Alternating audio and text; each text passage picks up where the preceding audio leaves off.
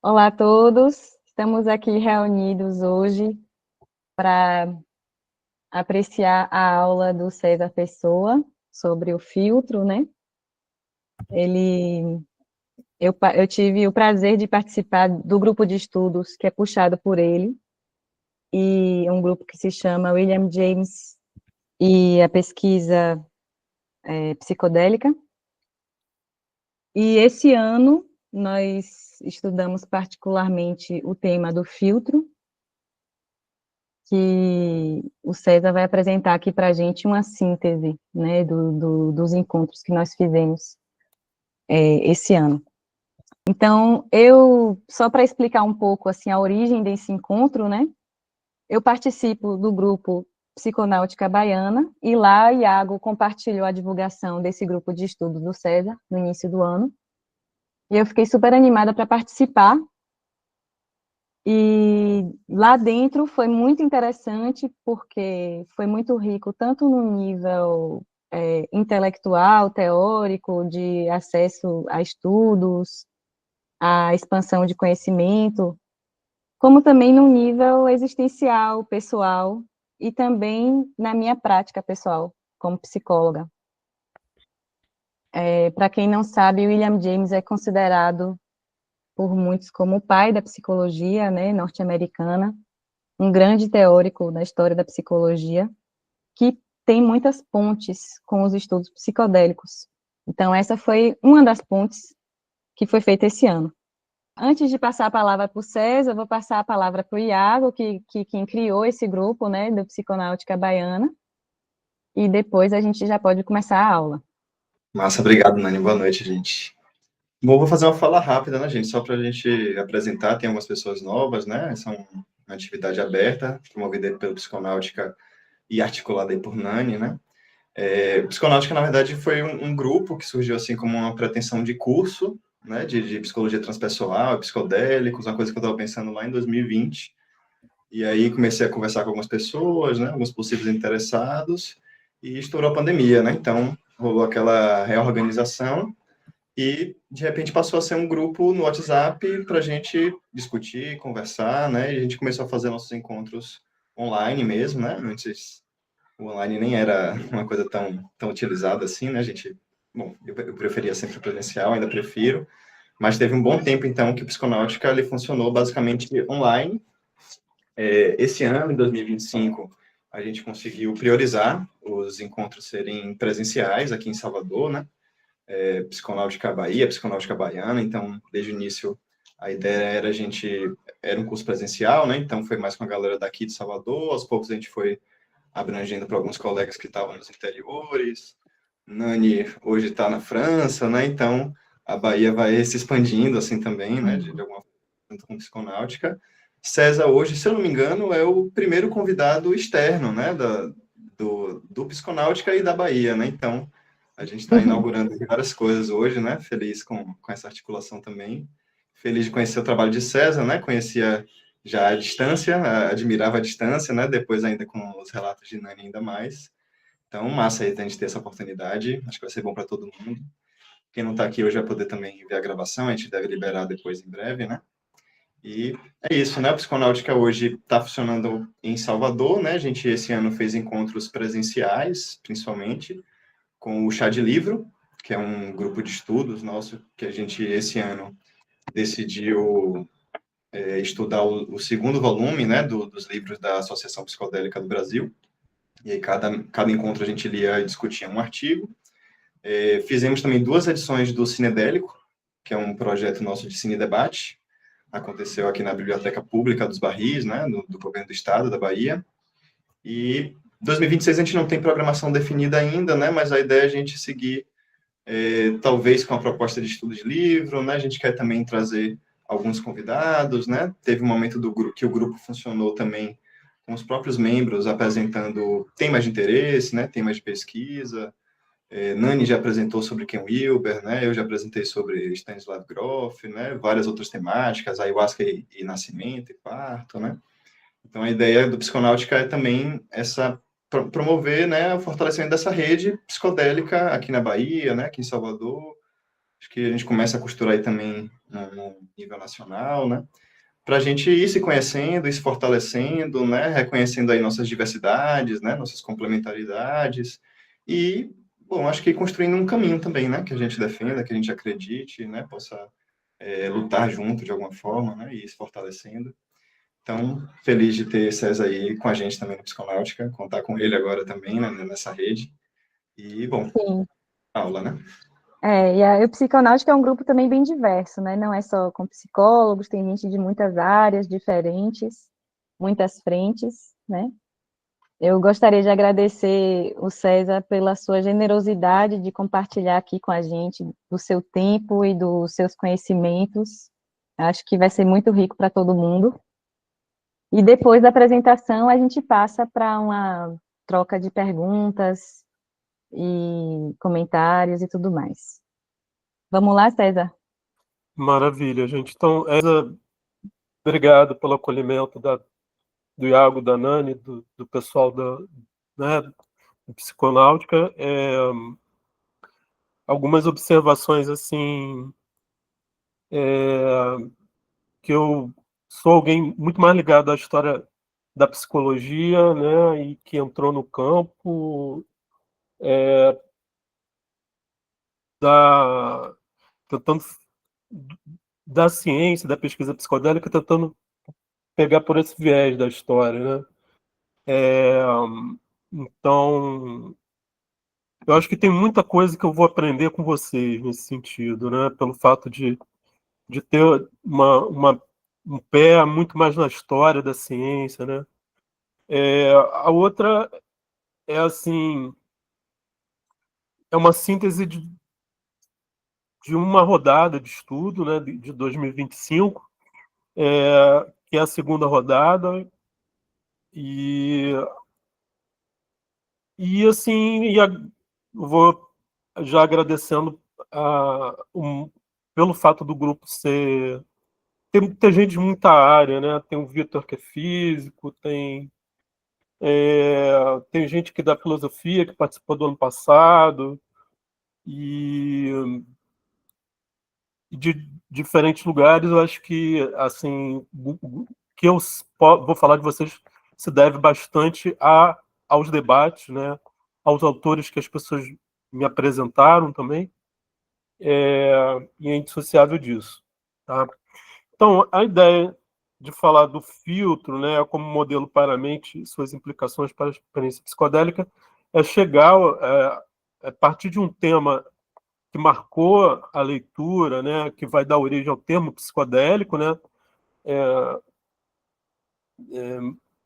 a ideia do filtro no Huxley é uma proposta da década de 50 e que depois assim vai fazer parte de um debate onde se contemporiza qual o melhor termo para falar de um certo tipo de experiência no plano já da psiquiatria, né, com o Osmond falando.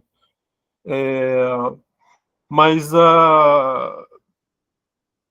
assim, eu acho que tem duas entradas, né, assim, que vale a pena ser faladas, pelo menos que o William James nos possibilita fazer desse ponto de vista histórico, né, de contemplar o tema dos psicodélicos a partir de uma perspectiva histórica.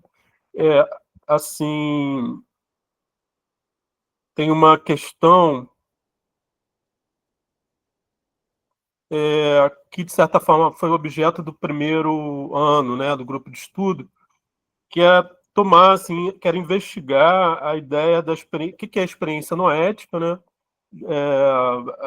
que é algo que é um termo que surge quando o James ele está fazendo palestra sobre religião, ele fala que a experiência mística, ele vai falar da mística, né, do mesmo modo que ele fala da religião, ou seja, não como uma instituição, mas como uma experiência, e que ele vai qualificar o que é a mística a partir de 4 atributos, 2 necessários e 2 complementares, né?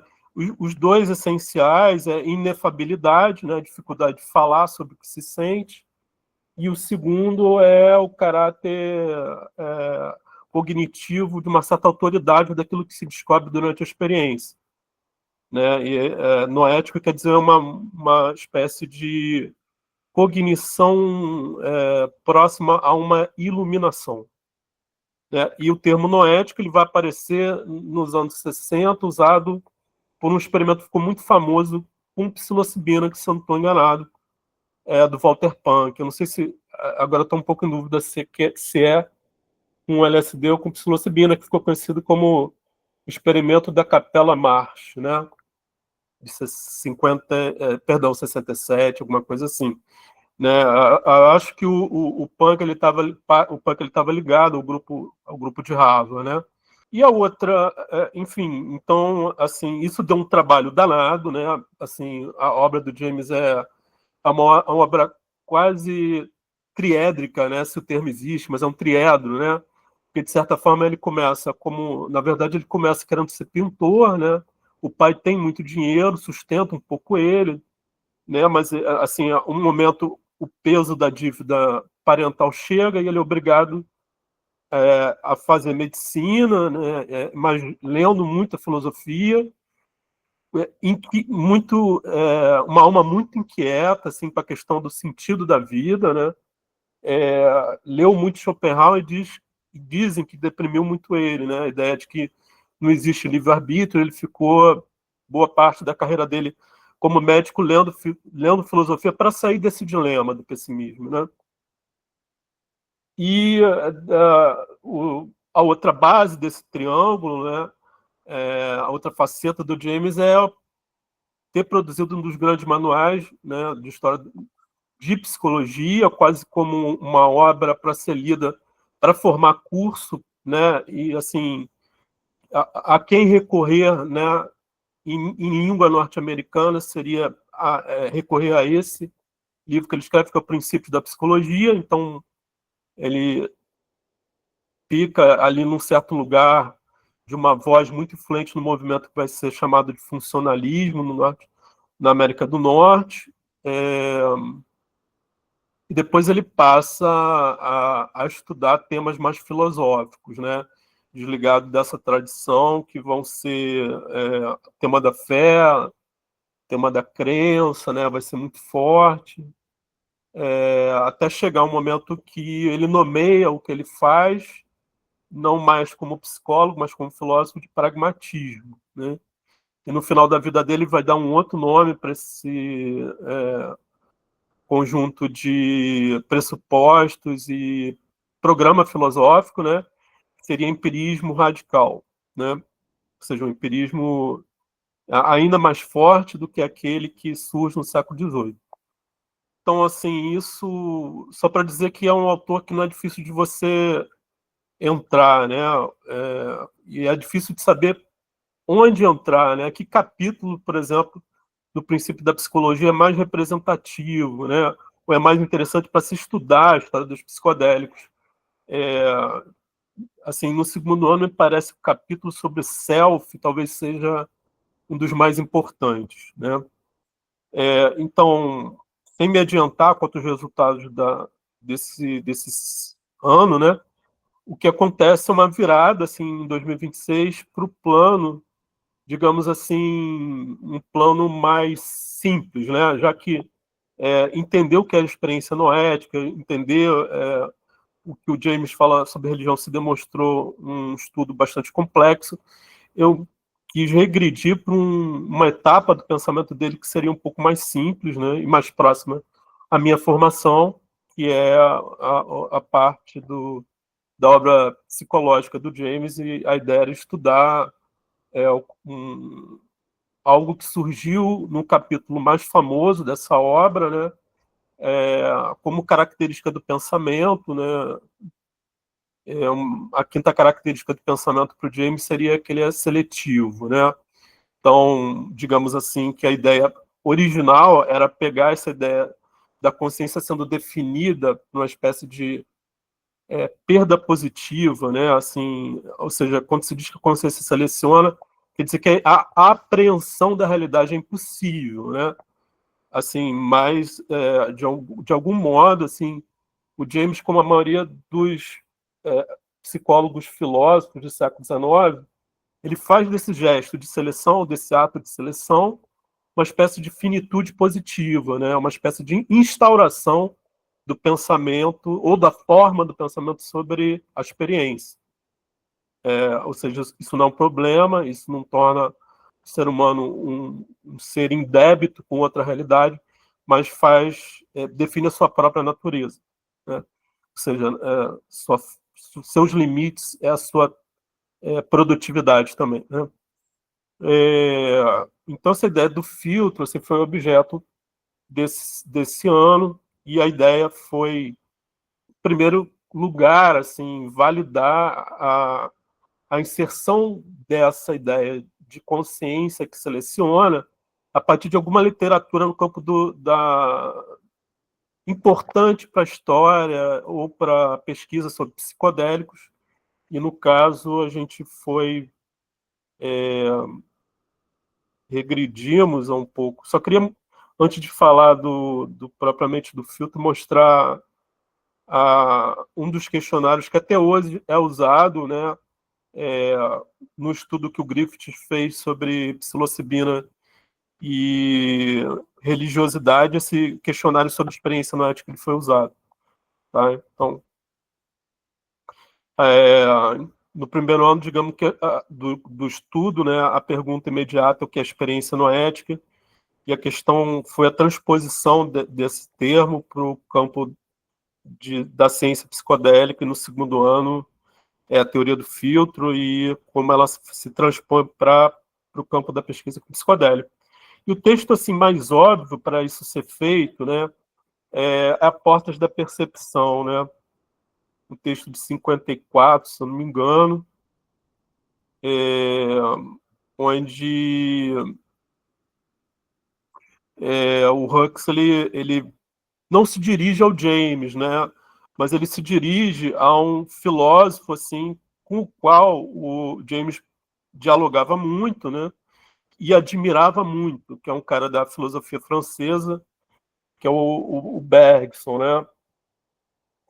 E o Huxley, para descrever a experiência dele, ele vai citar assim um outro autor. Então ele está assim, eu confesso que eu não me incomodei com isso, mas já vi artigo que se incomoda muito com o fato do Huxley não ter trabalhado com fontes diretas, né? Como se isso enfraquecesse um pouco a descrição do próprio modelo que ele está fazendo uso, que é esse modelo da filtragem.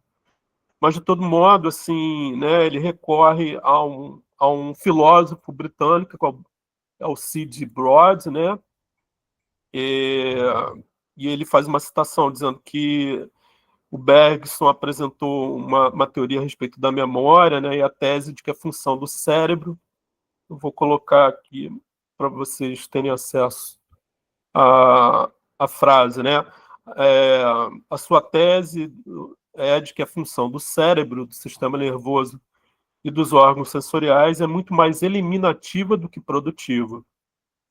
Assim, o cérebro e o sistema nervoso têm a função de impedir que sejamos sobrecarregados e confundidos por essa massa de conhecimento que, em sua maior parte, é inútil ou irrelevante, né?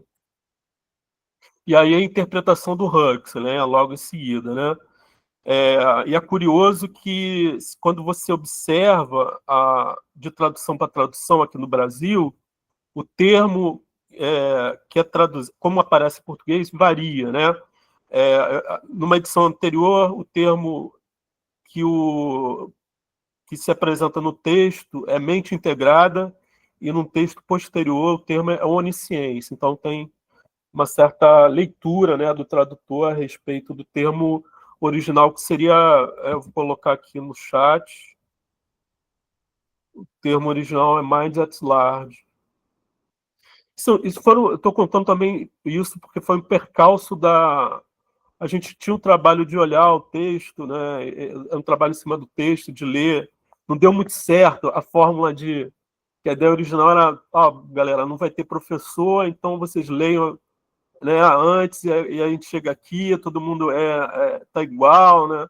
E eu acho que no final não deu muito certo. Então eu tive que recuar e assim, ou vou fazer uma apresentação e depois a gente passou a ler em tela, né? Ou seja, o encontro era pegar o texto e ir lendo, né?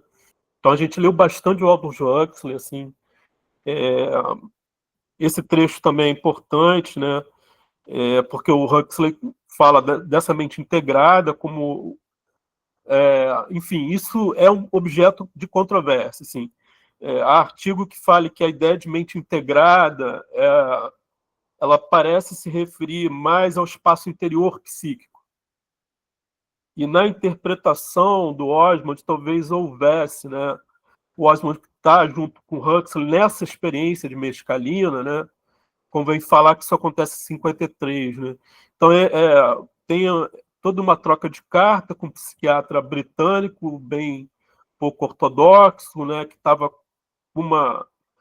com a imagem queimada, né? De médico dentro da academia, porque ele achava que no currículo deveria ser incluído, né? O próprio uso da mescalina, que o médico ele tinha que compreender, né? Aquilo, o fenômeno da psicopatologia em primeira pessoa, né? E nos anos 50 ainda se lida muito com mescalina, com peiote, com LSD, com essa ideia de que o que fazem essas substâncias é algo como uma espécie de psicose experimental, né? Uma ideia de imitar a psicose, né?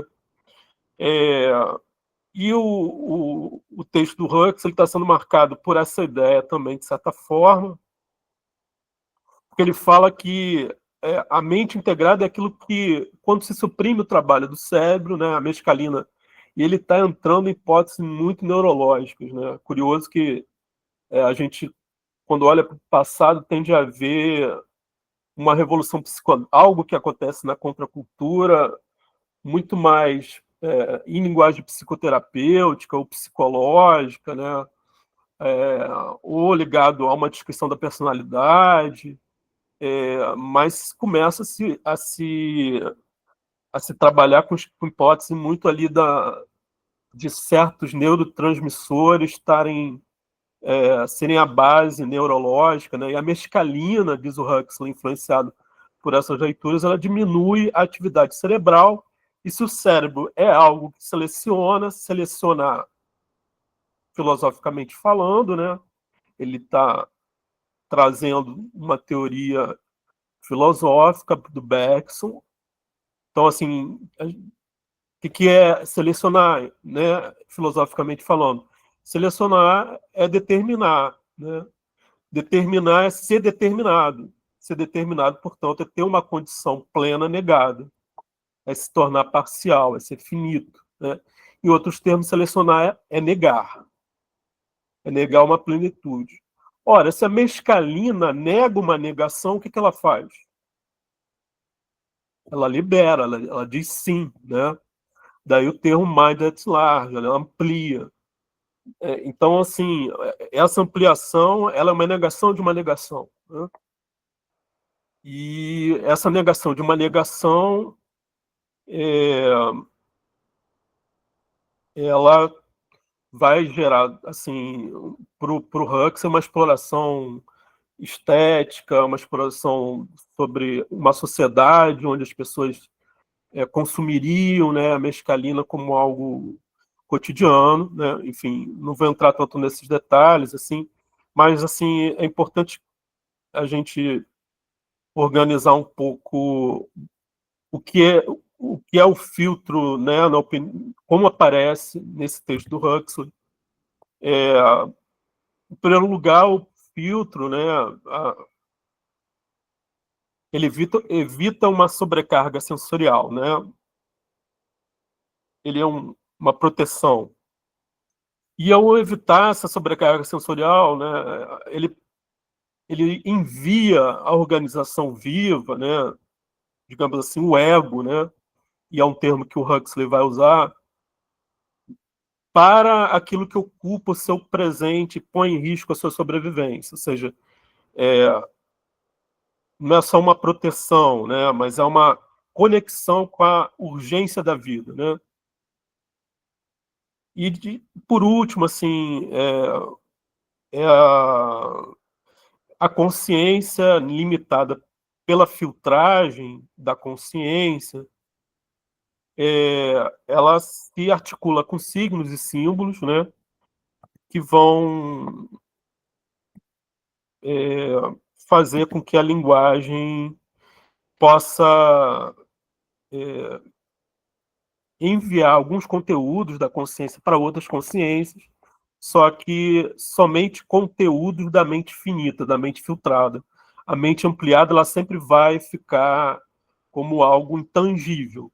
Então, assim, apesar das críticas que alguns autores fazem, a leitura indireta, né, que o Huxley faz, assim, uma das constatações assim, do ciclo de leitura é que há uma certa fidelidade. Assim. Esses atributos, né, que são concedidos pelo Huxley, né, ao efeito da mescalina, assim, e também ao trabalho da consciência, eles são, de certa forma, compatíveis. Né? Não foi constatada nenhuma grande incompatibilidade, né, entre esse retrato, essa apropriação que o Huxley está fazendo de outros autores, né, que pertencem a um passado, de certa forma, 60, né, 60, 70 anos distante desse texto. Então, o passo seguinte, tá, gente?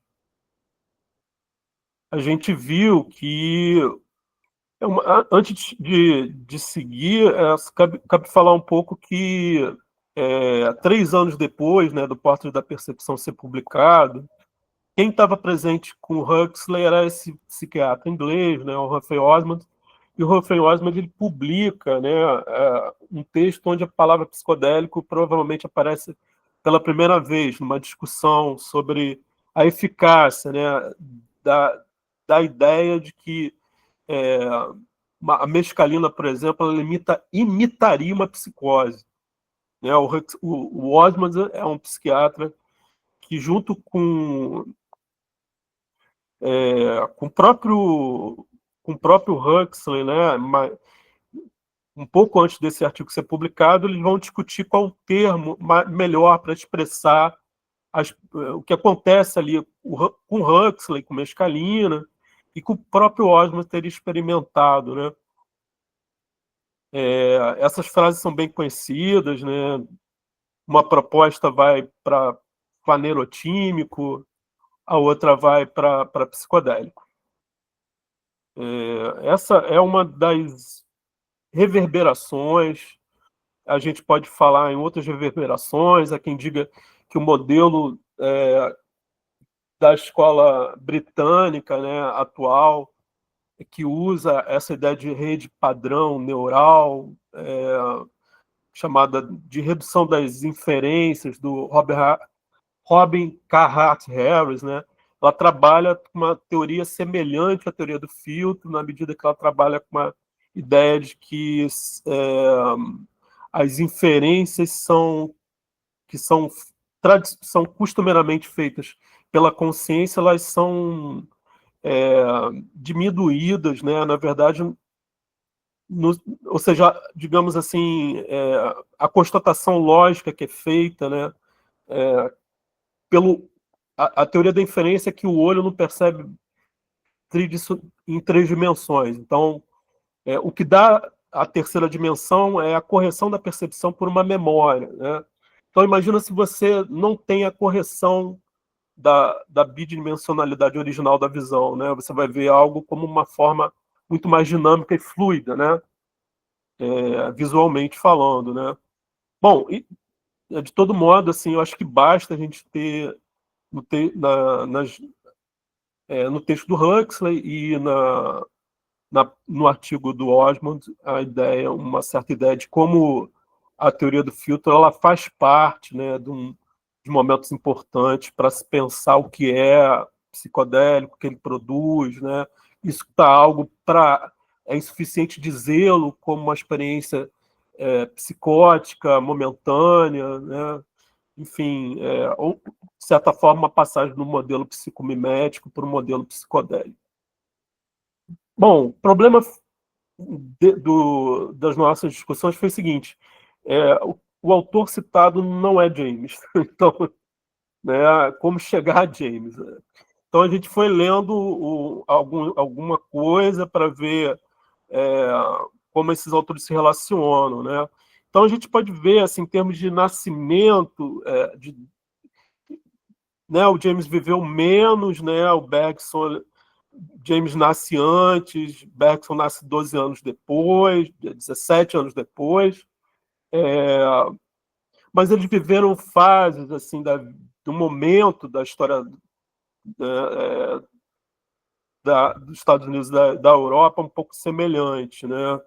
Foi uma fase, por exemplo, onde a própria psicologia nasce como disciplina de laboratório institucional, uma série de profissões, a psiquiatria vai se estabelecendo em diversos lugares do mundo, né? A tecnologia, assim, ela modifica a experiência do espaço e do tempo, né? Não é à toa, tem uma hipótese muito interessante do Stefan Kern, que é um historiador da cultura, que vai tentar explicar assim, por que para James e Bergson a questão do tempo é quase que uma questão fundamental, né? Para o Bergson, para se entender a realidade, né? Um filósofo, né?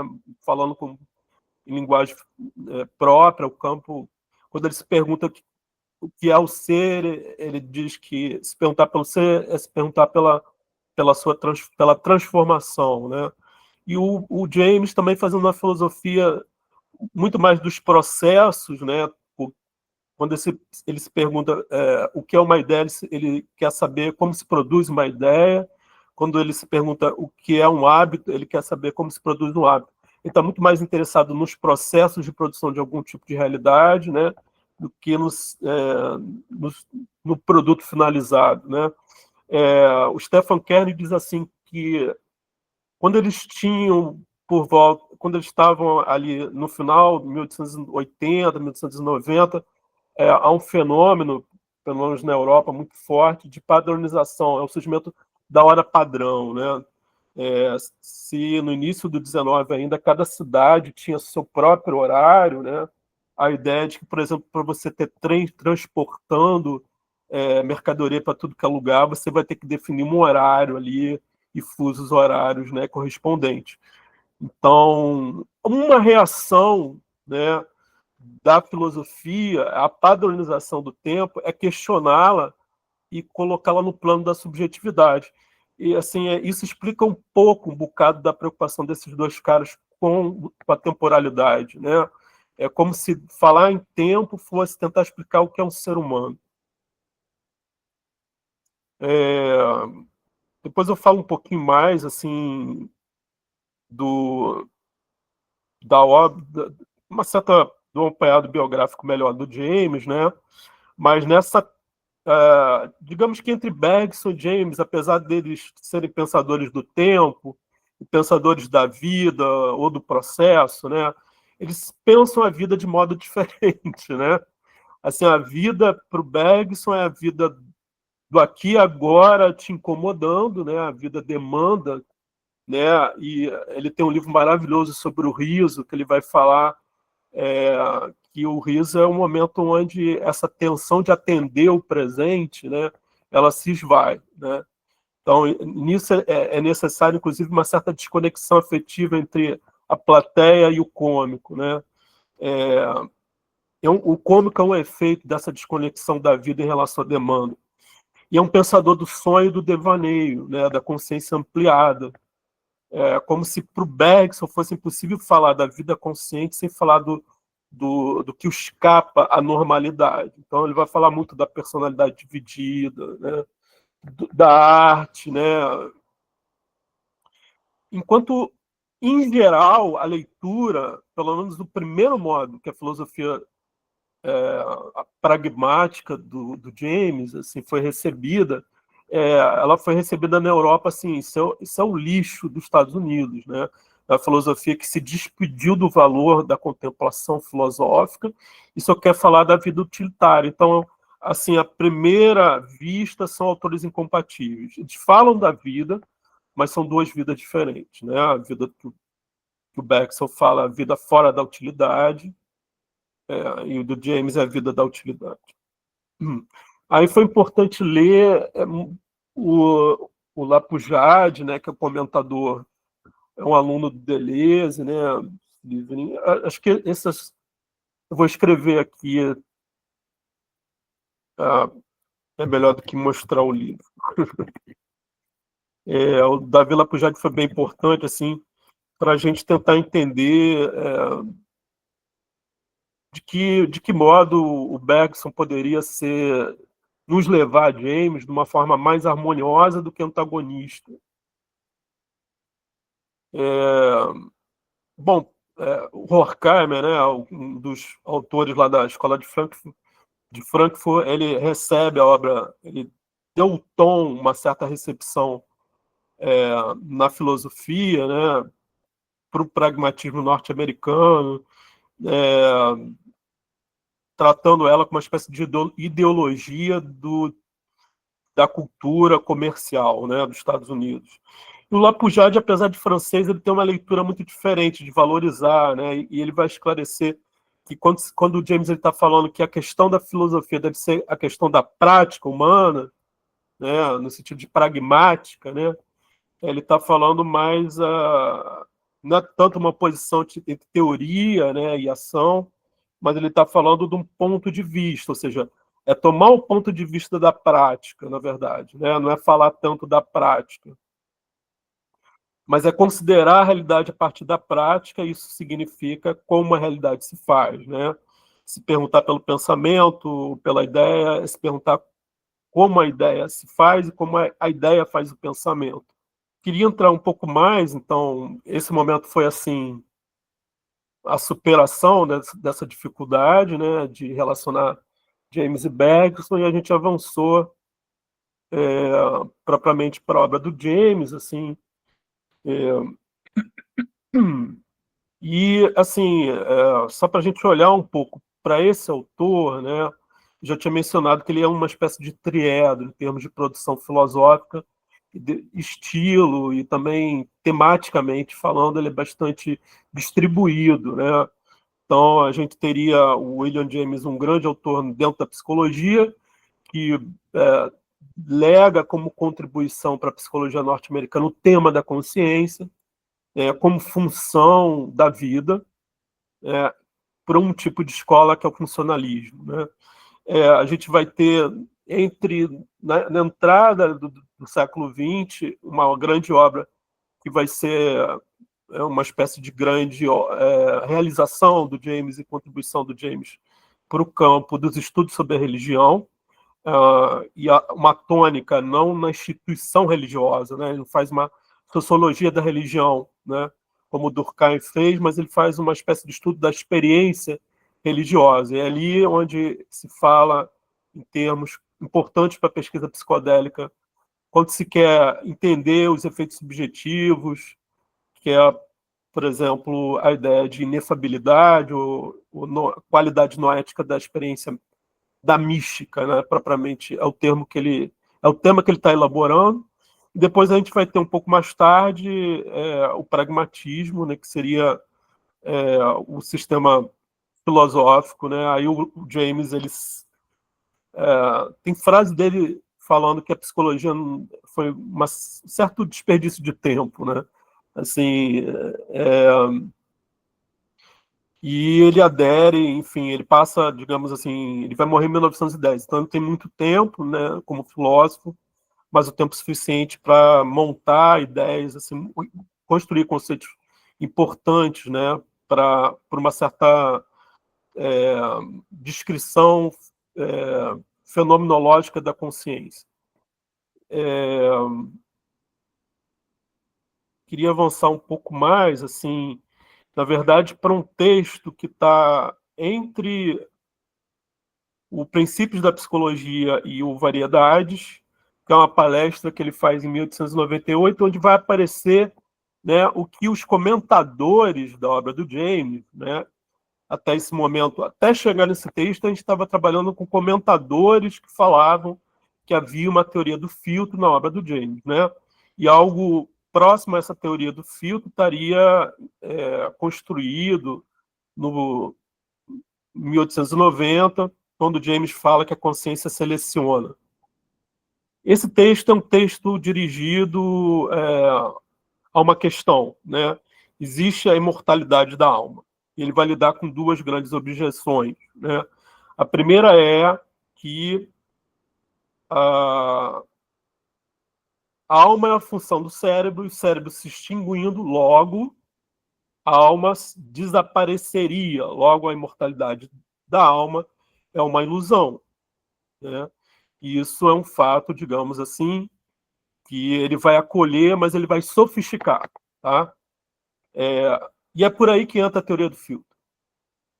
Em segundo lugar, algo que eu não vou explorar aqui, mas é a segunda objeção à imortalidade, que ele vai lidar também, que é muito engraçada. Assim, o céu é pequeno demais para tanta alma que está morrendo desde que nós somos neandertais, né? Desde que nós estamos evoluindo, as almas estão indo para um lugar. Para alguns autores, e essa questão é interessante colocar, né? Há um limite para tanta alma, assim, né? Para onde é que elas estão indo? Em que espaço? Qual a natureza desse espaço que elas podem conviver? Bom, então é na primeira objeção, né, a ideia de que o cérebro é a sede da alma, desaparecendo a sede, desaparece também a própria alma, né? O James ele vai sofisticar, ele vai dizer que é um fato, digamos assim, importante se considerar do ponto de vista do estudo das religiões, e para quem quer responder ou se interessar pela questão da imortalidade da alma, se leva em conta que há sim uma dependência em relação ao cérebro. No entanto, a questão é não pensar essa dependência sob uma única fórmula, ou melhor, sob um único tipo de vínculo. O James vai falar que existem... Aí ele começa a falar, ele começa a criar uma certa abundância de metáforas sobre o cérebro, né? Em primeiro lugar, ele diz, e sempre reportando o cérebro a algum tipo de dispositivo, algum tipo de máquina, né? E a primeira ideia digamos assim, a pré-estabelecida, a mais consolidada no campo da fisiologia e da psicologia, que é a ideia, que é a metáfora da produção, né? E vai dizer que, por exemplo, quando se introduz calor no sistema, numa chaleira que tem água, a água se torna vapor. Então, o calor produz vapor, produz essa modificação na matéria, né? Mas uma outra metáfora para o trabalho do cérebro é a metáfora da permissão, né? Que é aquela que diz respeito a mecanismos onde uma energia está controlada, está tensionada, e algum outro tipo de gesto ou mecanismo dispara essa energia. No caso do arco e flecha, né? A tensão da corda gera movimento. E uma terceira metáfora, né, que também é cabível, né, que está fora de uma certa limitação, uma certa cegueira da fisiologia, que só pensa o cérebro à luz de um tipo de modelo, né, que é um entre outros, né? Então ele vai falar, a gente cabe também pensar, é muito importante se pensar na metáfora da transmissão, né? Por exemplo, um prisma, né, uma lente colorida por onde um feixe de luz, né, que condensa e é refratado do outro lado diversos tipos de cores, né? Então, isso é uma metáfora que faz referência, né, ao meio transparente que permite uma certa passagem, né, de um conteúdo maior, tá? Bom, o James ele vai se ancorar, ele vai dizer que é muito importante para considerar a questão da imortalidade da alma, as duas últimas metáforas, né? A metáfora da permissão e a metáfora da transmissão, com especial destaque para a última, tá? A metáfora da transmissão seria a mais importante, né? E ele vai falar de uma teoria transmissiva. Então, assim, pelo menos nesse texto que a gente vai encontrar, não é exatamente uma teoria do filtro. É uma teoria, assim, na verdade, de três funções cerebrais, né? Uma da produção, que ele vai deixar um pouco de lado, e vai trabalhar com outras duas, né? Que é uma permissiva, que dispara energia, e a outra da transmissão. Tá? Bom, eu acho que essas partes textuais assim, são fundamentais, né? De acordo com o estado que o cérebro se encontra, a barreira de sua obstrução também pode subir ou descer. Ela se torna tão baixa quando o cérebro está em plena atividade que uma inundação comparativa de energia espiritual transborda. Em outros momentos, apenas ondas ocasionais de pensamento permitidas pelo sono profundo conseguem passar. E quando finalmente o cérebro para de funcionar completamente ou se deteriora, esse fluxo especial de consciência que ele subverteu desaparecerá completamente desse mundo natural. Mas a esfera do ser, que fornecia a consciência, ainda estaria intacta. E naquele mundo mais real, com o qual, mesmo enquanto aqui, ela era contínua, a consciência poderia, de maneira desconhecida para nós, continuar. Né?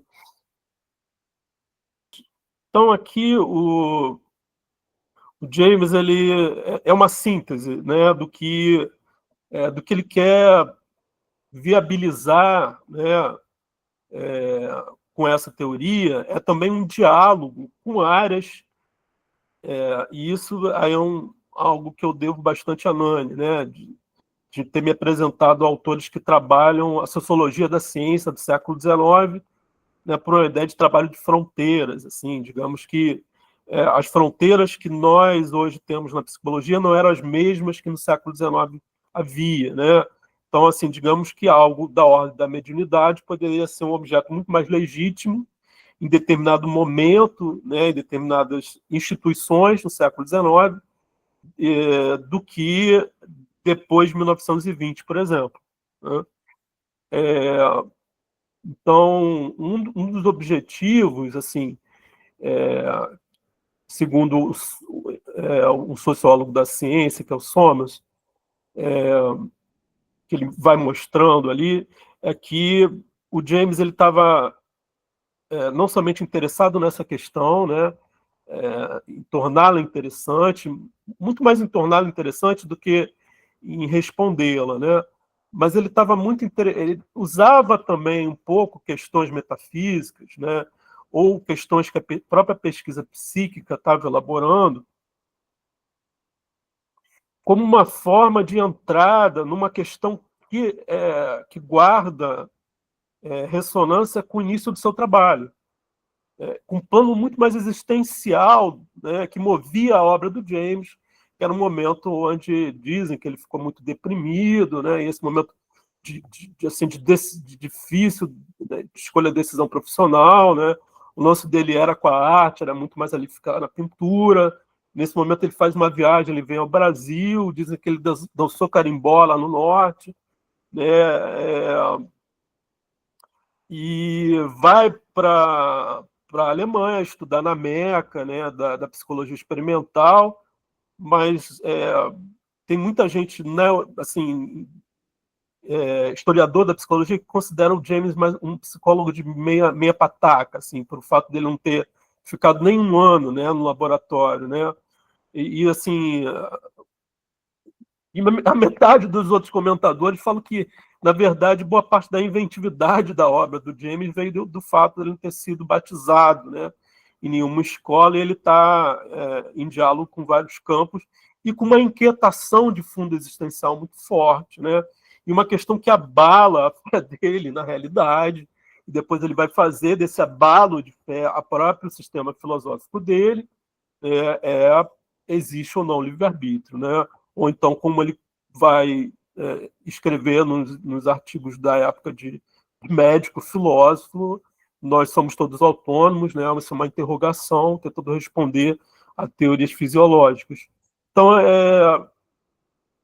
quando o James entra no campo da pesquisa psíquica, ele está tentando elaborar, pesquisar outras formas de pensamento menos materialistas, né, que pudessem gerar espaço para um diálogo ou para uma fuga do fatalismo, né, que muito da filosofia que ele leu, né, por exemplo, um autor que influenciou muito tanto Freud quanto James foi Schopenhauer, né? Schopenhauer é um autor que vai assim fazer da obra dele, né, uma espécie de pessimismo filosófico, né, e onde não existe livre-arbítrio, que existe uma vontade que está sempre se repetindo e que humilha a nossa condição pela própria satisfação do desejo que nos gera tédio.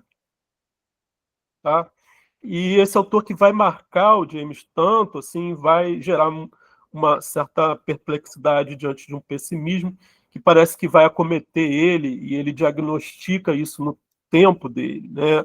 Então, assim, uma das formas de interpretar a filosofia do James, do pragmatismo, é ver o pragmatismo, quem fala isso é o Lapujade, Davi Lapujade, né? O pragmatismo menos como uma filosofia, né, mas como um método de possibilitar escolhas, que alguém escolha uma filosofia como sistema de crença para guiar sua própria existência. Né? Então, a filosofia para o James ganhou um tom existencial muito forte. Né? Assim, ela é uma forma de resgatar a capacidade de acreditar no mundo, né? Ou uma capacidade de acreditar nos efeitos da ação humana sobre o mundo. Né? Quando não se acredita nesses efeitos, né, é impossível acreditar no próprio mundo. É desse problema que o século sofreria, e é para esse problema que o pensamento filosófico do James se direciona. Né? Então, assim, explorar outras formas de crença para o James é fundamental. Assim, para ele é importante que não se acredite não somente em um sistema de coisas, né? E investir no campo da pesquisa psíquica e investir em questões metafísicas para ele era também um modo de fazer com que ele assistisse à formação de ideias ou de sistemas de crenças fora ou distantes, né, das convenções institucionais de uma psicologia que ganhava cada vez mais espaço e ia desacreditando questões fora do escopo materialista. Né? Então,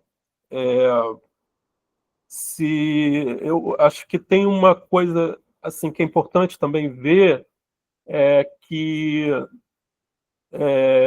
a metáfora, né, para quem faz teoria da metáfora, a metáfora, e essa metáfora que está orientando, né, o trabalho do James sobre a religião, né, que é a ideia do filtro, é uma metáfora sobre o trabalho da consciência.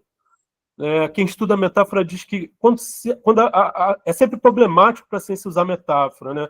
Daqui a pouco o biólogo está falando que as células fazem coisas como os humanos fazem. Né? A tendência da metáfora é antropomorfizar. Né? Mas há também um aspecto produtivo do uso de metáfora, que é produzir associações. Né? É quando a metáfora ela vai gerar interações entre um termo que é caracterizado, a consciência, que é caracterizado como filtro, né? Ou quando se diz que a consciência ela tem, o pensamento é um processamento de dados, né? Você começa, a partir da ideia de processamento de dados, pensar talvez em disco rígido, em memória, né? E isso é uma teoria sobre a cognição, começa também a elaborar outras temáticas, como a memória. Né? Então, o filtro ele é uma espécie de... talvez a gente possa dizer que o James ele usa muita metáfora para entender o que é o cérebro, que faz o cérebro produzir consciência de diversos modos, porque ele quer produzir mais hipóteses, né? E essas hipóteses elas abrem campos de exploração, né? E desses campos de exploração é o campo das grandes questões metafísicas, é algo que ele compartilha com Bergson, né? Da onde que viemos, o que somos e para onde vamos. É importante. Essas questões são importantes, né? De algum modo eles querem mesmo que não se responda definitivamente. A filosofia deve ser um exercício de especulação sobre isso, mas para o James a psicologia também poderia ser, né? Ele está intervindo como psicólogo ainda, né, em 1898, e vai muito nesse sentido de iluminar, de fazer com que a psicologia possa, possa dialogar com temáticas que eram pesquisadas em outros campos, como quem se interessava por mediunidade, né, o campo da pesquisa psíquica, para citar um campo. E eu acho que, só para terminar, é importante a gente diferenciar, né, uma teoria do filtro que ficou muito popular nos anos 50, né, que é a teoria do filtro do Donald Broadbent, que é um cara que trabalhou com a aviação britânica, pensando na questão dos painéis. Se você tiver muita luz, muita informação, muito cursor no painel, um aviador não vai saber se guiar. Então, é esse excesso sensorial que deveria ser organizado pela psicologia, né? Ele intervém nesse momento da Segunda Guerra, em problemas práticos, e depois, em 58, ele cria uma teoria para entender o que é o pensamento, dizendo que o primeiro momento da consciência é eliminar uma série de estímulos que podem ficar reservados, que podem ir para a memória a curto prazo ou não. Então, é um tipo de teoria que tem uma série que, apesar de, à primeira vista, ter algum tipo de semelhança, afinal, a consciência ela seleciona, né? Ela tem uma certa economia da atenção, mas o que se entende aí, a base dessas teorias são muito diferentes e o que elas querem responder também é muito diferente. O Broadbent está parado numa teoria que se equipara ao pensamento humano com o pensamento da máquina, né?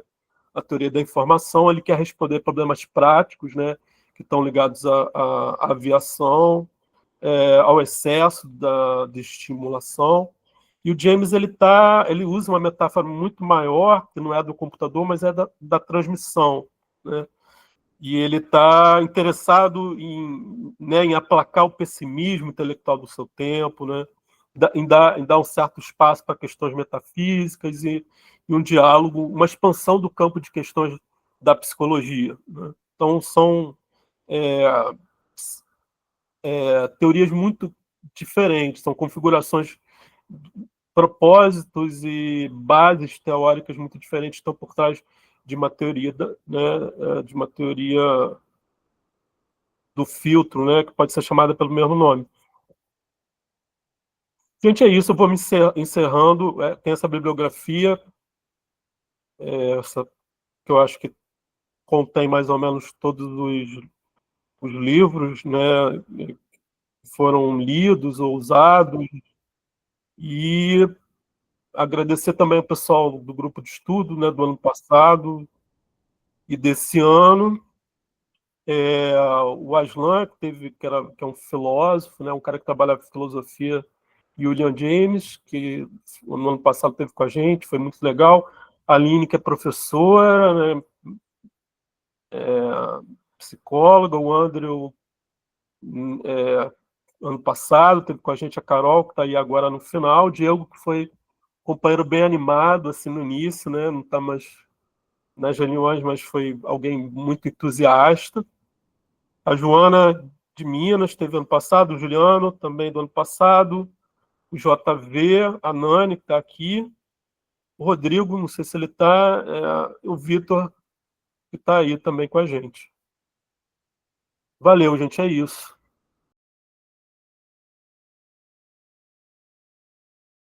Os modelos de transmissão, né, de transmissão e de permissão, né, e produção, são 3 tipos de modelos que quem comenta o James e a importância dele para a pesquisa com psicodélico chama isso de teoria do filtro, né? Mas é discutível, né? Assim, entre aquilo que o comentador fala sobre o James e aquilo que você levanta do texto dele, tem que fazer algumas diferenças, né? mas digamos assim, que quando eu me propus a falar de teoria do filtro, a ideia era constatar se o que o Huxley chamava de teoria do filtro aparecia, como isso aparecia no James, na obra do William James.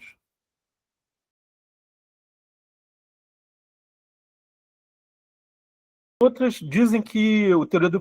Então, esses comentadores que vão buscar, né? Assim, a tônica do grupo de estudo é ter originais do James que a gente possa, digamos assim, transbordar, né, a leitura dos comentadores, né?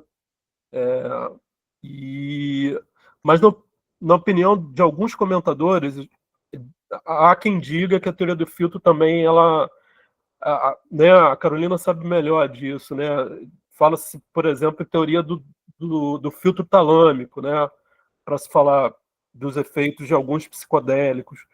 E a própria teoria que é representativa da escola britânica, né? Que fala em dissolução do ego, um pessoal que resgata a psicanálise, né? O Robin Carhart Harris. Há quem diga que há ali traços de teoria do filtro também. Mais alguém, gente? Alguma pergunta, algum comentário para fazer? Mais um comentário mesmo, assim, né? Boa, gente. Boa noite. De novo. Bom, para mim foi muito interessante, assim, né? Ver a profundidade mesmo, né? Do debate e da pesquisa, né? Do grupo. Porque o William James é isso, né? Eu ouvi a primeira vez lá na graduação em psicologia, né? Como ali fundamentos da psicologia mesmo, né? Essa relação com a psicologia americana, né? E depois eu fui descobrir sozinho, né? Na verdade, essa relação aí com os psicodélicos, a galera da psicologia transpessoal acaba citando ele muitas vezes, né? Mas realmente um estudo mais aprofundado assim, foi a primeira vez que eu ouvi falar foi justamente com o grupo de estudos do César, né? Quando acho que foi Jayan que divulgou, né? Fiquei sabendo. Então, interessante ver esse aprofundamento mesmo, né? E gostei de pensar a coisa da teoria da metáfora, né?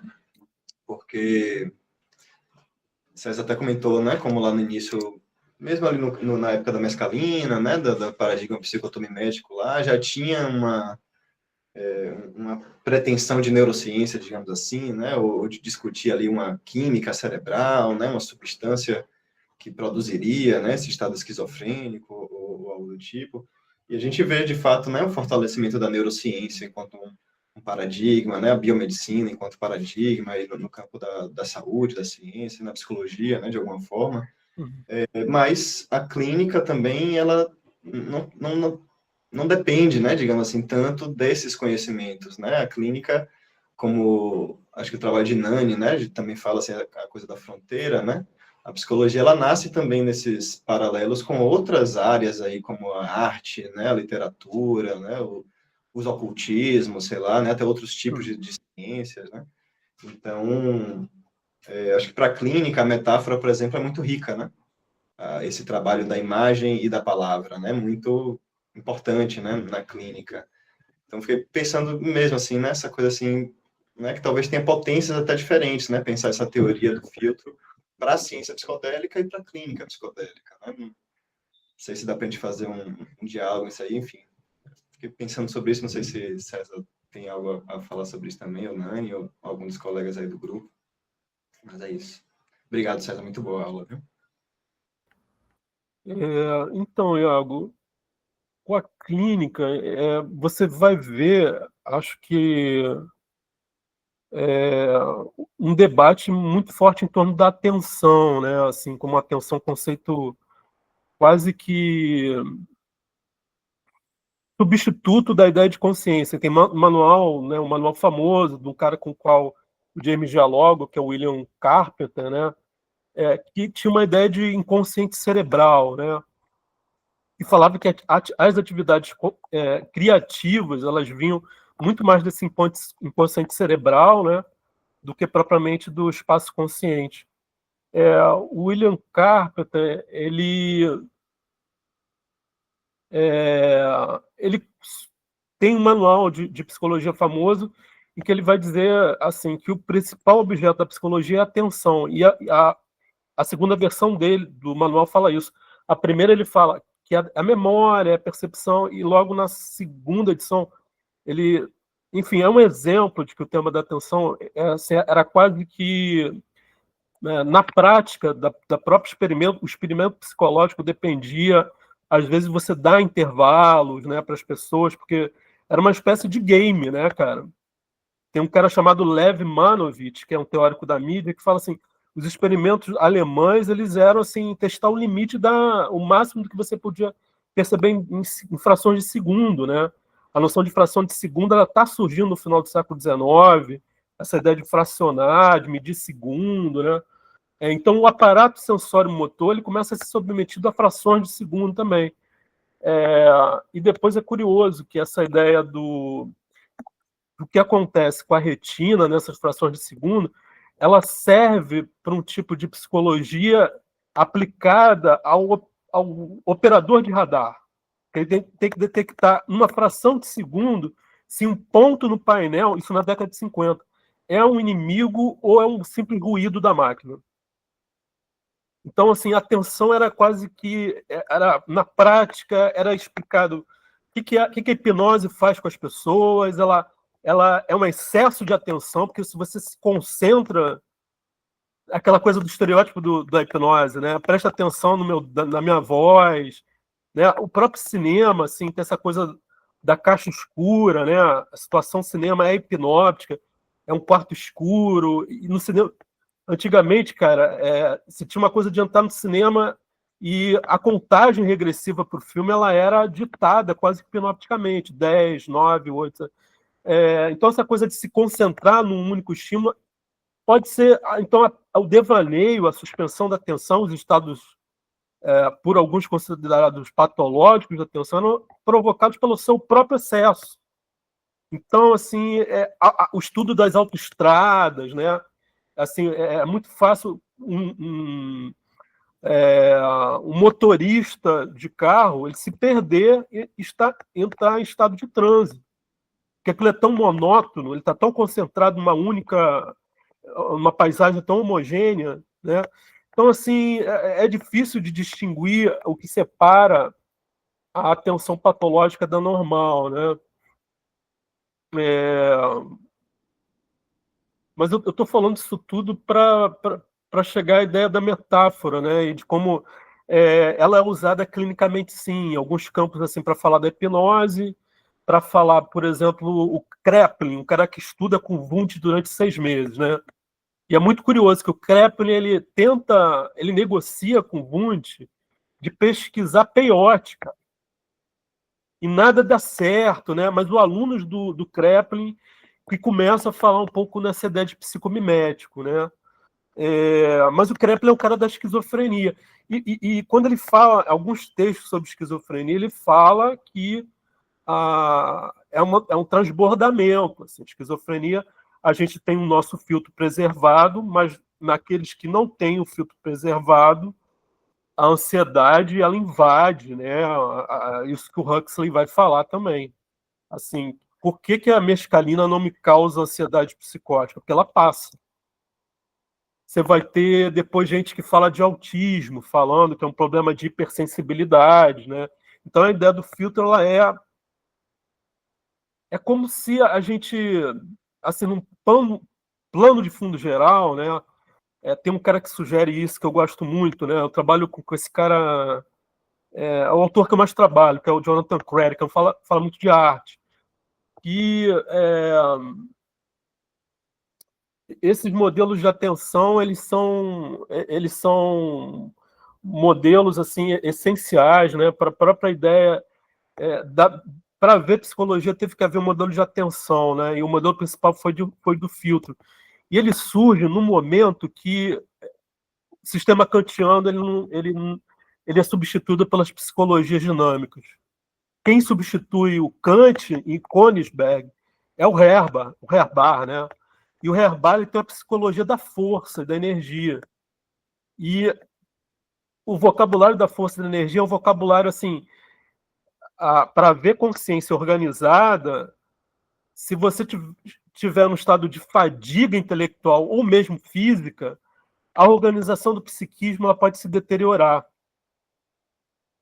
Isso significa assim que o limite de normalidade à normalidade ele é tão sombrio e tênue que as pessoas começam a falar que quando você está em multidões você pode virar um autômato e agir como louco. Daí que vem a psicologia das massas, do Tardieu, mais o Le Bon do que o Tardieu, né? Então tem uma ansiedade social de uma época ligada à própria ideia de que a nossa consciência é uma espécie de sistema limitado, né? E se esse filtro ele não funciona, pode dar muito problema, né? Tanto na vida individual quanto na vida social, né? Massa, muito interessante. Eu vou deixar meus comentários e perguntas para o final, aproveitar da minha posição de privilégio de mediadora aqui, e vou ler aqui os comentários de Diana, vou deixar o César comentar alguma coisa, e depois eu leio o comentário de Lila. Então, a Diana escreveu aqui: achei muito intrigante a ideia sobre o espírito estar totalmente atrelado à alma e a possibilidade de não haver espaço no céu para todas as almas, quando, na verdade, o céu não precisa ser necessariamente o local de chegada final da alma sempre. E também, até trazendo para uma perspectiva mais material e lógica, o céu abrange galáxias imensas. Alguém sabe onde começa e termina o céu? Interrogação. Uhum. Diga aí, César. Você quer falar mais alguma coisa? Não, eu estava só vendo se tinha mais alguma coisa Ah, escrita dela, mas eu a vi que não. primeira, não sei se são duas perguntas ou uma, né? A intrigante sobre a ideia do espírito, aí depois a Diana corrigiu. O cérebro está totalmente atrelado, né? Então, essas informações eu tirei de uma palestra, né, de 1898. E a ideia do cérebro está totalmente atrelado, né? Aliás, ao contrário, da alma ser um produto, né, do funcionamento cerebral, seria a hipótese base, né, que o James ele diz: eu respeito, mas eu acho que existem outras funções, a permissiva e a de transmissão, né? E isso vai possibilitar que a alma sobreviva, né, à deterioração da sua matéria ou da sua sede. E o segundo ponto que você fala das galáxias imensas. Então, isso seria a segunda objeção, né?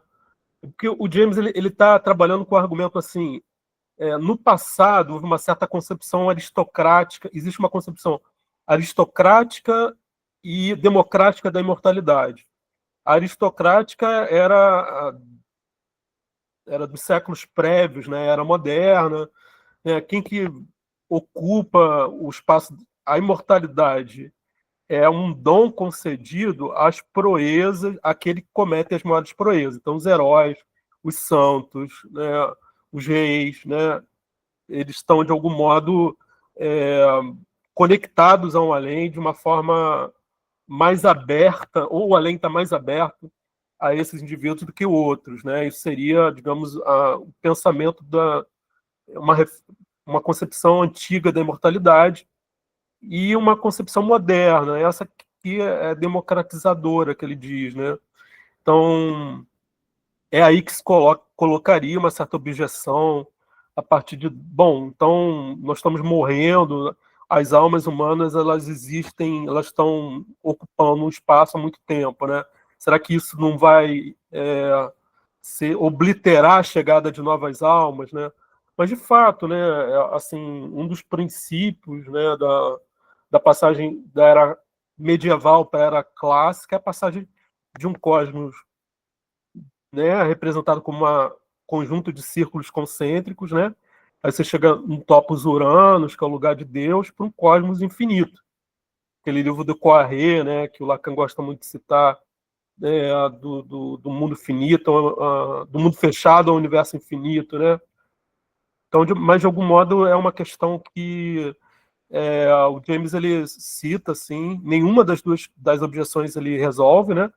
Mas ele está tornando essas questões importantes para algum tipo de reflexão entre a filosofia, a pesquisa psíquica, né? Ele cita muitos autores da pesquisa psíquica e a filosofia. Não sei se eu respondi, Diana. Só fazer um comentário aqui, César. Por favor, corrija-me se eu me expressar mal. O William James, né, que parte de um ponto de vista do empirismo radical, ele se posiciona muito a partir de uma perspectiva de que a gente não tem como acessar uma verdade última sobre a existência, que a gente estaria sempre enviesado no nosso olhar, né, e que as teorias e explicações sobre a existência são relevantes na medida em que elas são úteis. Úteis no sentido fenomenológico, né?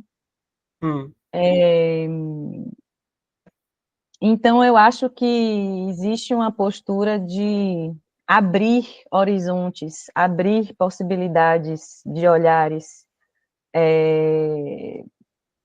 no sentido de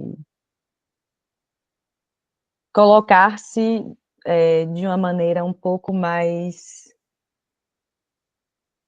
crítica, crítica com relação ao nosso próprio posicionamento sobre aquilo que estamos percebendo, e uma abertura, pelo menos essa é a maneira como isso me toca, do campo de possíveis inacessíveis, assim, que seria justamente, acho que de repente, uma ponte aí com esse tema da experiência noética, né? Do aspecto inefável, né? Tenho a impressão que a inefabilidade da experiência última é algo que está sempre rondando assim a discussão com James. O que você acha, César? O início da tua questão é muito importante. Eu me lembro desse final. O empirismo radical. Tá, o empirismo radical. Então, o que eu acho muito. Um mote muito, muito bom, porque conecta com a leitura do Jung, né? O Pragmatismo é um livro que abre, assim, falando que existiria. Eu não sou bom nesse texto, assim, eu li há muito tempo. Existem duas grandes formas de fazer filosofia ou de definir crenças sobre a realidade, tá? Então, não somente filosofias, mas olhar para a realidade. Mas ele está se referindo mais ou menos assim né, eu quero fazer uma cartografia do pensamento da minha época e fazer um diagnóstico, né? E quase como aquela ideia do médico da civilização do Nietzsche, né? Assim, quais são os problemas da época? Porque se a gente estava com muita incomodado, né, com sistemas idealistas, assim, falta falar do existente, né, da carne, da vida, do sonho, né, enfim.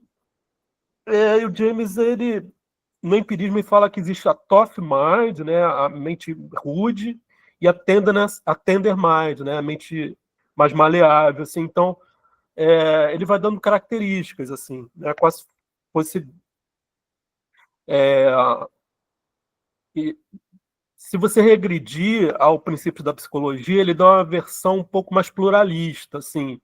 Parece que uma pessoa, quando ela viaja para a Europa, ele dá 3 exemplos, né? Uma pessoa retorna com a arquitetura na cabeça, outra retorna com a geografia e outra retorna com os negócios. Então, assim, existiriam milhares de versões de uma viagem à Europa. No pragmatismo, digamos que ele organiza duas grandes possibilidades de lidar com a realidade, organizar a realidade. Me parece que a Tenderness Mind, eu vou me lembrar de tudo, ela é mais otimista, ela tende mais à ação, e isso é importante para o James, ele quer resgatar a confiança na ação do homem sobre o mundo. E a Hofmeister é mais cética, né? Então, e depois, pelo pouco que eu li da ligação entre Jung e James, o termo equação pessoal é usado nesse sentido pelo Jung, né?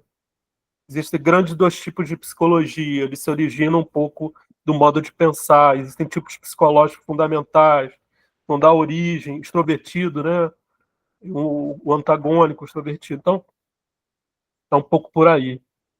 Agora, a tua pergunta do inefável. Então, né, aí que tá esse problema, cara. Eu não tenho uma visão muito unificada do James, assim. O que ele fala no livro sobre a religião, eu acho que é uma experiência, sabe? Acho que talvez a gente tenha que abrir mão dessa ideia de unidade da obra do James, né? É, e tentar entender ele como um autor que faz experimentação, né? Assim, às vezes ele tá experimentando, talvez no princípio, dialogar um diálogo ali com a filosofia do livre-arbítrio contra a fisiologia materialista. Na religião está querendo falar não da instituição religiosa, modo da sociologia, mas da experiência religiosa, e falar também de coisas que o interessaram. Ele fala aí do óxido nitroso, né? Talvez essa seja uma outra entrada do James na história dos psicodélicos, né? Diz que entendeu Hegel, né? O cara mais difícil da época. Ninguém entendia, ainda falava alemão, né? Então, assim, James, não, ele falava, estudava um pouquinho alemão. Conseguiu entender James pelo óxido nitroso, né? Então, assim, ele está fazendo experimentações, né? E quando ele chega no pragmatismo, ele dá uma noção de experiência também muito forte, assim, para o pensamento, né? O pensamento tem que experimentar, tem que se confrontar com questões, né? E o campo da imortalidade da alma, ele vem, eu acho que, do bojo desse enfrentamento de experimentações, né? Que o James faz. Eu acho muito interessante essa postura de estar sempre fazendo experimentações. Eu acho que é muito rico a gente contemplar vários caminhos possíveis, né? Vou ler aqui a pergunta, o comentário, pergunta de Lila. Eu também só tomei conhecimento do nome do William James pela primeira vez no grupo do Jean, que é o grupo Filosofia Psicodélica, né?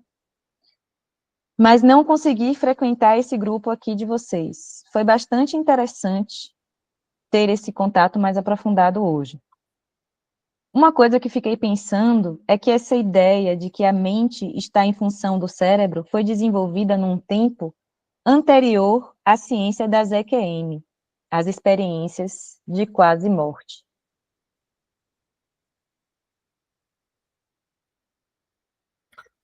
Quer comentar alguma coisa, César? Não, é mais uma pergunta. Assim, porque uma das 3 observações que eu fiz é que eu tinha também muita coisa a aprender com vocês. Então, esse estilo de pesquisa sobre experiência de quase morte, eles estavam presentes já ali na pesquisa psíquica, né, no horizonte temporal do James? É pergunta, tá? Não estou falando, não. Não sei. A Lila saberia responder. O que eu conheço das experiências de quase morte é mais recente, né? Tem registros mais antigos, tibetanos, mas não imagino que já tivessem sendo levados em conta lá no século XIX. A Lila gostaria de falar alguma coisa sobre isso? Enquanto área de pesquisa que eu tenha conhecimento é mais recente também, mas eu não sei precisar assim, uma data. Eu acho que esse comentário, assim como o da Diana, relaciona, já vou me meter aqui na conversa, relaciona com algo que eu estava querendo trazer no meu comentário aqui com o César, né, que eu acho que essa provocação, ela sempre surge na discussão da consciência como um filtro, porque, como o César estava falando no começo da apresentação, essa consciência sem o filtro seria uma onisciência, ou mind at large, ou a consciência integrada, né, e discussões diferentes sobre se essa consciência seria individual ou algo além, transpessoal. E justamente o comentário que eu ia fazer é sobre esse problema, né, do ovo à galinha da neurociência, que é a consciência anterior ao cérebro, ou a consciência é fruto aleatório do processo evolutivo do cérebro, né? Se é ou em outras palavras, se a alma ela é dependente de um cérebro biológico e ela deixa de existir quando esse cérebro morre, ou se o cérebro seria um intermediador, um canal que daria vazão à consciência, né? Tá. Eu não sei se é um desvio, assim, né? Mas como a gente está falando de metáfora, né? Quer dizer, filtra tanto uma metáfora, né, da consciência quanto do cérebro, né?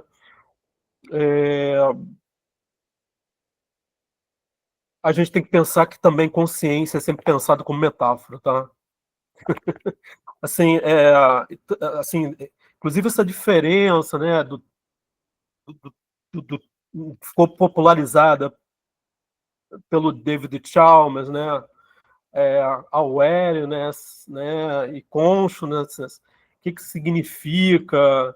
É, assim, você pode dizer que consciência, em geral, aparece em livros, em obras de pessoas dedicadas ao assunto, como uma espécie. É muito popular se usar diagramas, né? Essa ideia do Broadbent, né? Ele está dizendo que consciência é quase equivalente à memória de curto prazo. O resto tudo fica no automático.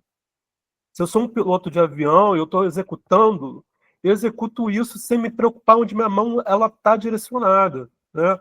Então, assim, o fio, a consciência é quase como o raio de farol, a zona que o raio de farol incide no mar, que era uma imagem também muito popular, desde o século XIX é muito popular. E não deixa de ser popular até hoje, assim, essa ideia de que pouquíssimo, né, do campo do...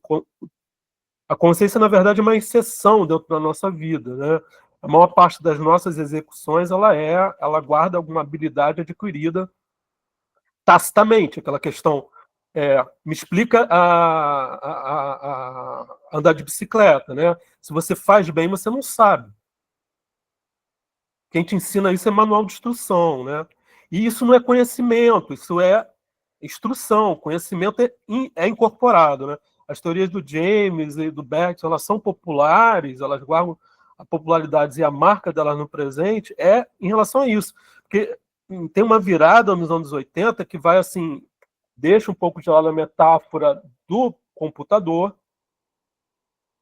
e vai fazer do próprio cérebro uma espécie de metáfora, ou de modelo, né? Que vai ser pensado como rede, etc. Descentralizado, até que ponto é descentralizado. E eu acho que tem uma ótima... nessas marcas que o James deixa no presente, uma delas eu acho que é muito legal, que é na obra de um português, assim, né? Que é o Antônio Damasio, né? Ele tem um livro que fez sucesso chamado O Erro de Descartes, e ele defende uma visão jamesiana sobre como se produz a consciência. E ele faz toda uma diferença, assim, que uma coisa é a estrutura da consciência, seria talvez tudo aquilo, você pode montar dizer que a consciência tem uma estrutura, é um momento onde memória, percepção, memória a curto prazo entram num certo estado de sintonia. Eles são conectados. A consciência é o espaço global de sintonia de diversas informações que estão distribuídas pelo córtex cerebral. Isso é definir uma estrutura. Agora, você não diz, isso é falar do filme, tá? Agora, outra coisa a dizer, para quem esse filme aparece? De quem é esse filme? Quando eu movo a minha mão, da onde vem o sentimento? Não basta dizer somente como o movimento é estruturado, mas por que esse movimento parece ser de alguém? Por que eu pareço me exercer e me aparecer e me evidenciar nas coisas que eu faço e penso, né? O Damasio fala assim, o problema da consciência que não é explorado, por exemplo, no Chalmers, é o problema da propriedade do filme. Isso que aparece para mim é linkado a um sentimento de biografia. Isso faz parte da minha existência, né? O James ele fala no capítulo sobre self que o que define o eu é o fundo existencial, ou seja, todo tempo, por mais automático que as coisas estejam rolando, né? Eu estou sentado, né? Eu não estou pensando naquilo, tanto nas palavras, né? Eu tenho o sentimento de que eu estou existindo através das minhas ações. É o sentimento vago, o sentimento de fundo. Massa, muito interessante. Se eu me soltar aqui, a conversa não para mais, porque é muito rico, a troca com César é muito rica. Eu vou me limitar aqui, vou filtrar o meu entusiasmo e vou ler aqui outros comentários e perguntas. A Lila mandou aqui uma explicação sobre a EQM. Ela e o Vitor levantam a mão, daqui a pouco passa a palavra para você, Vitor. Ela mandou aqui: a ciência sobre as experiências de quase morte começou a se estruturar com relatos pioneiros no final do século XIX, por Albert Hine, mas ganhou impulso e o termo foi popularizado pelo psiquiatra Raymond Moody em 1975, com o seu livro A Vida Depois da Vida, iniciando estudos científicos mais robustos e investigações sobre a consciência humana perto da morte. Obrigada, Lila. Fonte aqui, inteligência artificial do Google. Vou ler aqui a pergunta do Francisco e depois passo a palavra para o Vitor, depois da resposta do César. Ele manda aqui: James chega a falar sobre solipsismo? O termo solipsismo eu não me lembro, assim. Mas no Princípios da Psicologia depende do capítulo pelo qual você entra, cara.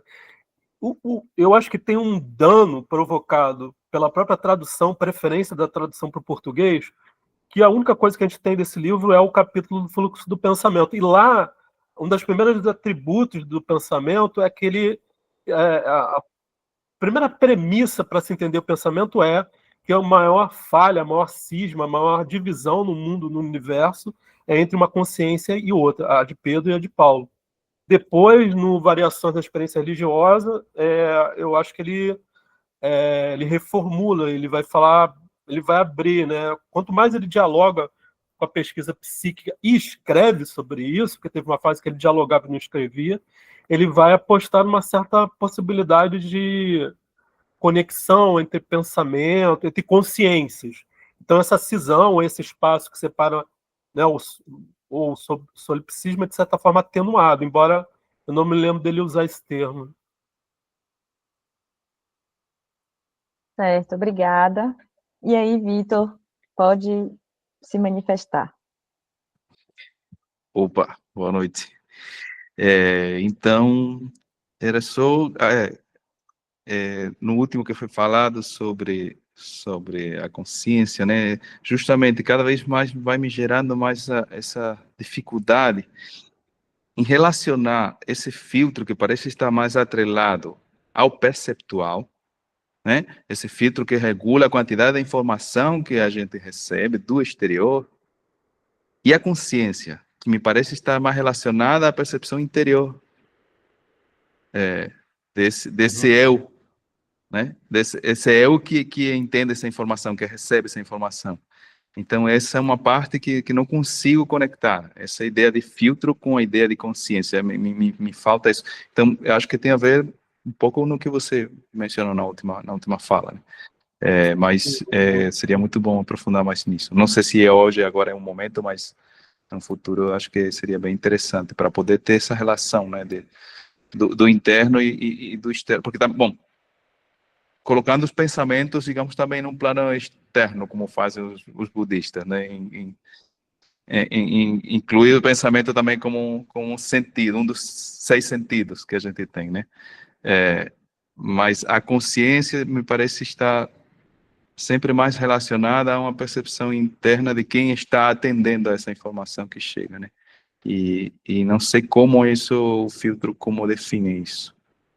Porque isso, a atenção, parece como se o consciente é a atenção colocada na informação que o filtro permite chegar, né? Então, como se houvesse distintas etapas desse processo. Então, a gente vai entrar um pouco de novo na questão dos modelos de consciência. Cara, então, eu insisto nessa questão da metáfora, assim, eu estou me restringindo ao filtro como metáfora, né? E tentando fazer, digamos assim, a transposição das metáforas entre diferentes autores. E acho que a tua pergunta me leva... Eu queria detalhar uma informação para o Francisco. Que se você...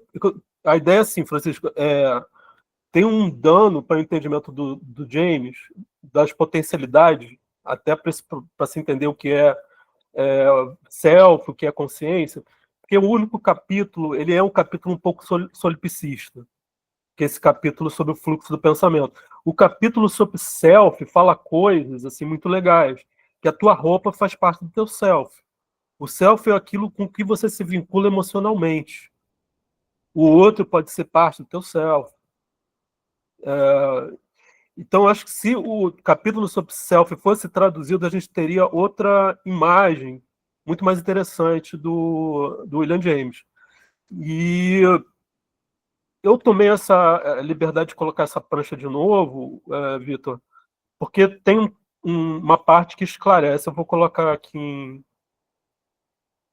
esclarece a tua pergunta, né? Porque ele fala aqui do sono, né? Digamos assim, né? O filtro, a barreira da substituição também pode subir ou descer. Ela se torna tão baixa quando o cérebro está em plena atividade que uma inundação comparativa de energia espiritual transborda. Em outros momentos, apenas ondas ocasionais de pensamento, permitidas pelo sono profundo, conseguem passar. Aí me parece que a memória, né?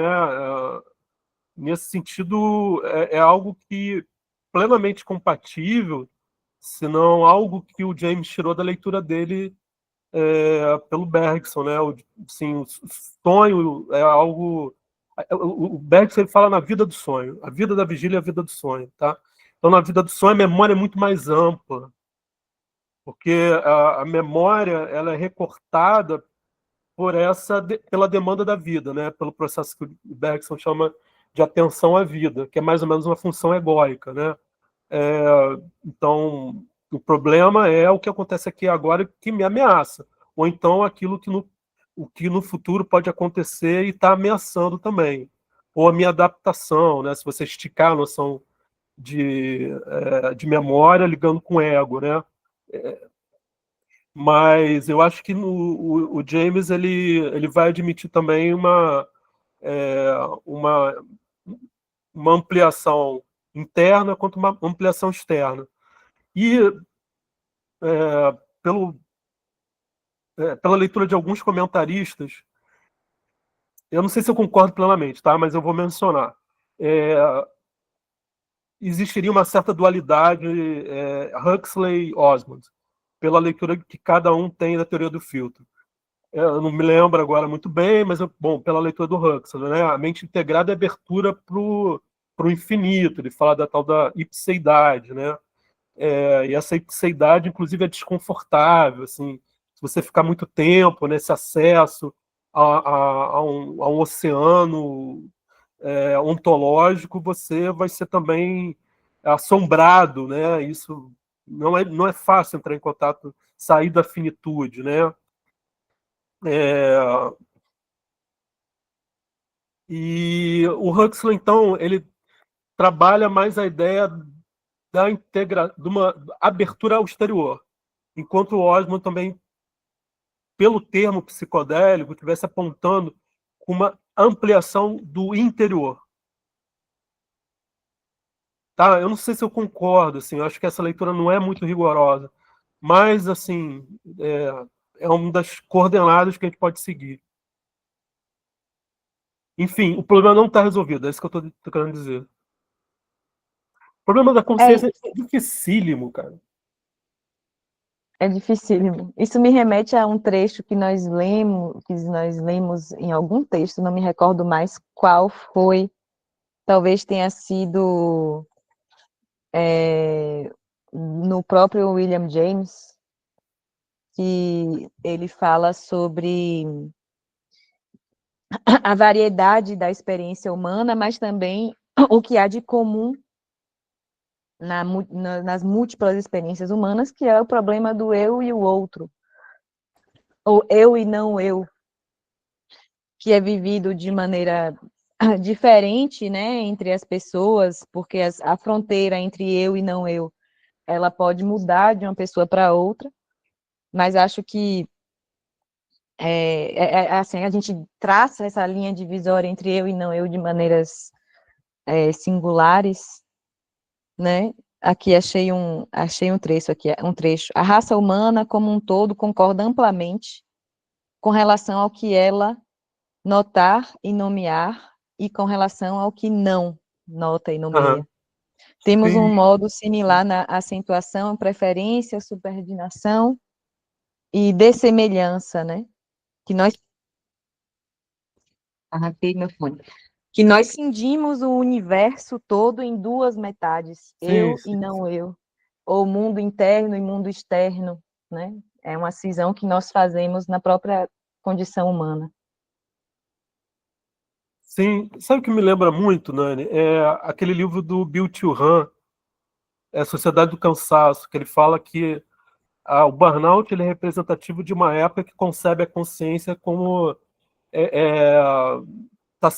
que estar sempre assimilando, né? Ela não pode parar, não pode selecionar mais, né? Então, assim, ele fala assim, a gente está mudando de uma esfera, de um modo de pensar para outro. Por trás dessa mudança na psicopatologia, tem um sistema de pensamento. E esse sistema de pensamento ao qual se refere, né, implica uma visão imunológica do eu, assim, o eu é aquilo que se diferencia do exterior, e uma potência do não, que se perdeu na atualidade, né? Mas o não também não é tanto trabalho, não é 24/7, né? Eu quero parar, eu quero dormir, eu quero sonhar, eu tenho direito ao cansaço. Então é um pouco... O James ele é um pensador, se você historicizar essa ideia do si, não si, né? Também de uma época. Massa. Pensei aqui no Belchior, enquanto houver espaço, corpo, tempo e algum modo de dizer não, eu canto. Boa, boa. E aí, galera, mais algum comentário, alguma pergunta? Vamos fechando por aqui, já está chegando a nossa hora.